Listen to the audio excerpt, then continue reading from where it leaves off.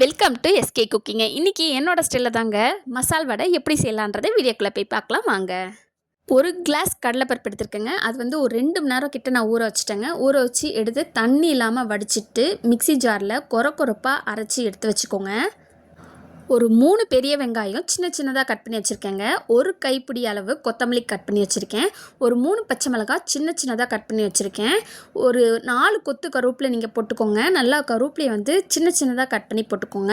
1 table spoon இஞ்சி பூண்டு பேஸ்ட்டும் இதில் போட்டிருக்கேங்க. இது எல்லாமே போட்டு இந்த மசால் வடைக்கு தேவையான சால்ட்டும் நம்ம ஆட் பண்ணிக்கலாங்க. இப்போ இதுக்கு வந்துட்டு நான் ஒரு 1.5 டேபிள் ஸ்பூன் சோம்பு வந்து தட்டி வச்சுருக்கேன். அதையும் இதில் போட்டிருக்கேன்.